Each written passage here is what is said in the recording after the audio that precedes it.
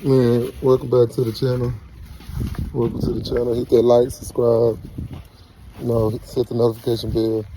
Today, let me tell y'all, give y'all some updates on Cranberry. Um, so, as y'all know, Cranberry is all original as far as drivetrain wise. So, Cranberry had original turbo 200R4 transmission in it, but I had the transmission rebuilt. Dude didn't rebuild it good. Transmission was horrible. So I bet I'm a little thirsty. But the transmission was bad. So I had to pull out the 200R4 to swap it out. I guess I'm gonna probably save it and get it rebuilt. But I found the Turbo 350 off of Facebook Marketplace for a little or nothing. It was good condition or whatever. I haven't fully installed the transmission is fully installed, but I ran into some modifications. So if y'all ever trying to swap from your OG drivetrain to swap out a transmission that didn't come in your car with a 700R, a 700R is longer than a 200R. It's way longer. So you're going to have to shorten your drive shaft. A 350 is longer than a 200R. My car came originally with a 200R4, and I went to a 350, a TBH 350. So the TBH 350, the tail end housing is longer and where they mount up. So they mount up in two different spots. If you look, the Turbo 200R mounts up at the tail end right here, at the very tail. On the 350, I'm gonna show y'all in a minute, it mounts further up and the tail end is longer. Also, a 200R is an electronic transmission. A 350 is not an electronic transmission. So on the 350, you're gonna see that it is vacuum operated versus this being electronically operated. See, this is the electronic plug that came on the 200R. It's electronically operated. The 350 has a vacuum that's mounted on the back that goes straight to the carburetor to allow it to shift how you need it to shift. Also allowing the detent cable too, give you a little more. Some people say give you a little more horsepower, but I don't know. I couldn't tell you. But let me show you what I had to make. Since the turbo 200R4 and the 350 don't mount in the same places, that mean that where I had to mount the turbo 350, it made me have to basically scoot the cross member forward. I didn't have enough room to scoot the cross member forward without me having to cut into my frame or anything like that. So what I had to do is I had to come up with a solution. So the solution was 2.5-inch steel plate that I marked up like it's a 1/4-inch thick plate. I just use cardboard. This is the part that mounts to the transmission up here at the top. This is where the transmission mount. These are transmission mount bolts. This is the original cross member bolt right here. So I made a slit in it so I can slide it up and down to adjust it to be able to put it where I need it to be.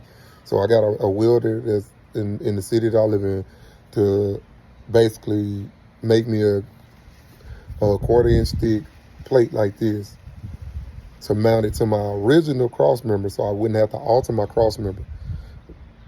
And it mounted up fine. It worked out how I needed to work out. Only problem is my drive shaft was still too long. I could have went two different ways. I could have used my trailing arms because my car has 28s on it. So I scooted my trailing arms back maybe 2 inches. I could have scooted my trailing arms back maybe 2 inches, but I didn't want my wheels to be back too far that it would, make it be difficult to,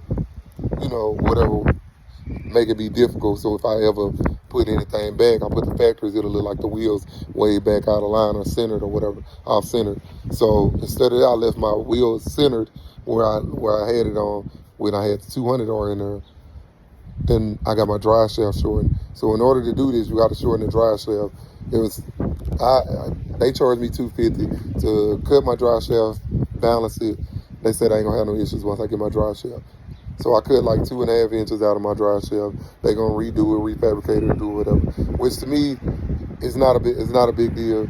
Cutting the drive shaft, I rather cut the drive shaft. That's the only thing I really had to pay out of pocket extra to alter it. Now if you got a stock upper and lower control arms, your adjustments might be different, your cuts might be different. I got adjustable trailing arms so I can move my axle back if I needed to.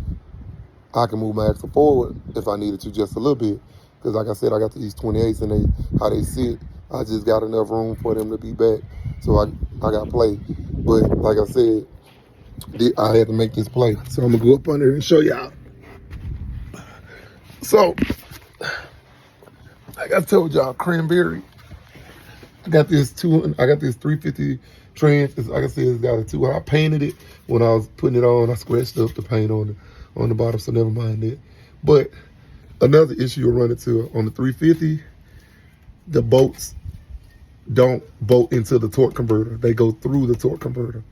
On the 200R, you screw them through the flywheel, and they bolt directly into the torque converter, so you don't have to worry about no extra stuff. But on the 350, they bolt, and you got to have short bolts that come out the back, and you put thread lock on them or whatever. But like I said, here's the plate that I made. Like I said, these are all 3 of the transmission bolts. I'm gonna swap this one out with these better bolts. But like I said, I made this bracket. Like I said, it worked out good. This the original mount. I just took it through the hole, put a washer on it, and then slide. Because this really is gonna hold this in place. This is only for like bracing. This don't really move or do nothing. So this being like this is safe. Like, because this is a 3/4 inch steel, it's not going nowhere. The transmission not going nowhere. It's gonna have, that's a rubber boot, so that's gonna move a little bit. But other than that, this steel is great. The bolt, ain't gonna worry about none of that coming out or whatever. It's locked in. So, and I still kept my factory mounting points for my cross member. But like I said, I do have disc brakes on Cranberry in the rear. And I got QA1s on the front of Cranberry. Like, as you can see, I got a QA1 adjustable corner.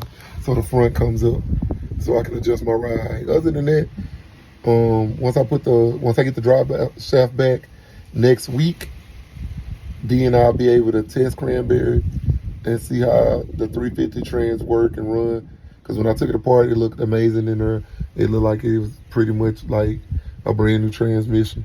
So I cleaned it out, used some degreaser. I was gonna paint it, but I used Easy Off Oven Cleaner, and it pretty much took everything off of it.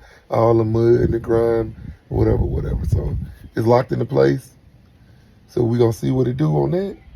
Once I get that done and Cranberry's running good, then we're gonna do the next. On to the next. I'm gonna clean out the Cranberry while I got it jacked up, because it's still some oil and like old mud and stuff like that I need to get off. Even the rear end, I want to spray the rear end and get it right. So I'll do that once I get the drive shaft and all that stuff put back in it and actually see how Cranberry runs. But under here it's clean. I don't have no rust on the Cranberry. It's just dirt. Cranberry is real clean on the bottom. Like I said, it's the original car. I did spray the frame. I just need to come up under here and coat the frame under the bottom part where you can see where it's got surface rust. But other than that, Cranberry is a good car. It drive good on the highway. But like I said, the only issues I had with swapping the 200 R4 to the 350 is this, which was an easy fix. And like I said, this is the vacuum that when you, since this is a mechanical transmission, it's got this vacuum to allow it to like operate and shift and do what it's supposed to do. Other than that, we're gonna see what Cranberry do. We're gonna see if we can maybe spin some tires or whatever. But these are 28s. And like I said, hit the like button, subscribe, and hit the notification. Like I said, it's just a little update on Cranberry, because I know I ain't posting anything, but I'd rather get the drivetrain straight on Cranberry before I start spending money on new wheels or extra parts or interior. It don't do you no good to have a car that you can that drive that can't drive, but got good wheels on it. Like to me, that's just an expensive yard ornament. But like I said, overall, Cranberry is still cool. These 28s, these are Zars 28. A lot of people say that these Zars are like old, but to me, I like the way Cranberry look with these Zars. These 28s, like it ain't. Like 28s, it look good. My car ain't cut. Put the 28s on it. Like I tell people all the time, I didn't cut my car. You don't have to cut your car to put the 28s. It's not cut. It's no cuts here at all. It's all factory. Everything. My trim. This the factory trim that came on the car. In the back, I didn't have to roll it like this and make the slits in it, but I wanted to do that just because I wanted to keep the original trim. So I put the slits in it to make sure Cranberry do it. But I got a brand new fender trim that I can put on here, but I like the old trim because it looks different. But that's all I got. Like I said, hit the like, subscribe, comment.